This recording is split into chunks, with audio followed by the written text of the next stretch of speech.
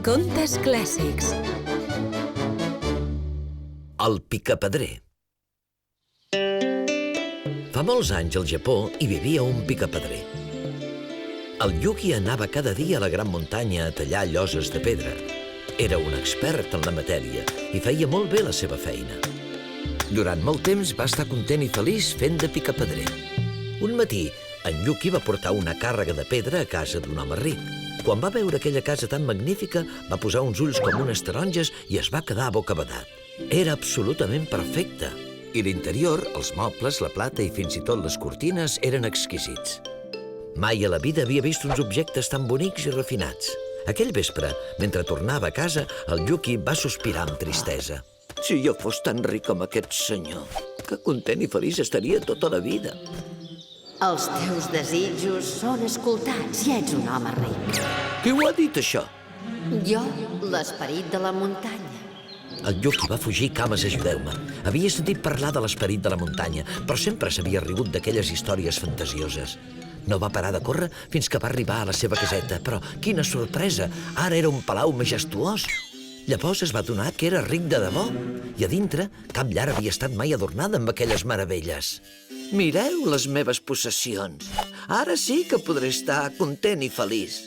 Uns dies més tard, el Yuki va anar al mercat com feia ara cada dia per comprar més coses amb la seva riquesa. Mentre era allà, els guàrdies de palau li van ordenar que se'n retirés per deixar passar un carruatge blau i daurat. A dins hi anava un príncep amb tota la seva pompa. El Yuki el va ofendre haver-se de fer un costat, que no sabien que ara era ric. Tota la gent s'hauria d'apartar al meu pas. Ai, tant de bo fos príncep. En un tancar i obrir d'ulls es va convertir en príncep. Seia en un carruatge obert transportat per uns criats. Llavors els va ordenar que el duguessin a la gran muntanya. Quan hi va arribar, el Yuki va fer una reverència i va preguntar: Esperit de la muntanya, ho has fet tu, això? Estava esperant que m'ho agraïssis.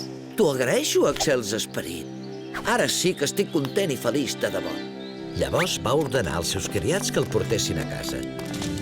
Al cap de poc va notar que el sol l'estava incomodant i va demanar un parasol, però no en van poder trobar cap. El Yuki es va enfurismar de mala manera. El sol és més poderós que jo! Oh! Tant de bo fos el sol, jo! Els teus desitjos són escoltats. Ara el sol seràs. I el Yuki es va convertir en sol. Quin poder que tenia ara! Cremava la cara a tothom, ja fossin prínceps, rics o pobres. No sou res comparats amb mi. Els meus rajos dominen tots els racons del món.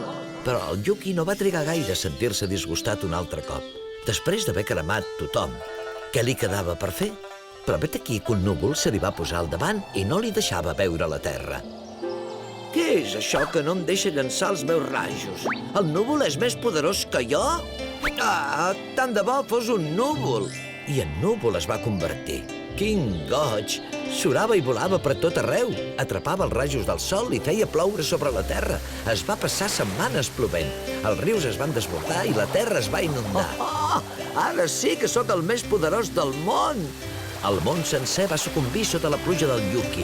Només la roca de la gran muntanya es va quedar com si res. Em desafia una roca? Les roques són més poderoses que jo?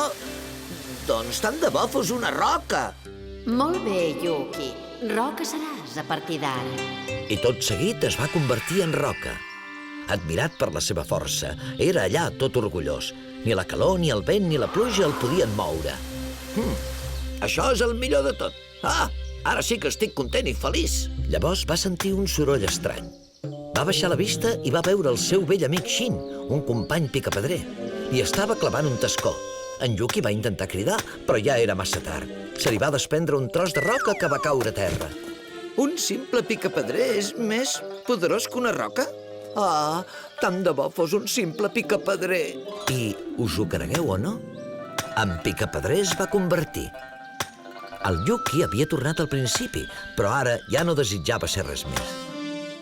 Ja no volia ser poderós, i per fi estava realment content i feliç. I a partir de llavors, el Yuki no va tornar a sentir la veu de l'esperit de la muntanya. Però tant li era. Al cap i a la fi, per què havia de voler ser altra cosa que ell mateix? Això sí que és el millor que es pot desitjar.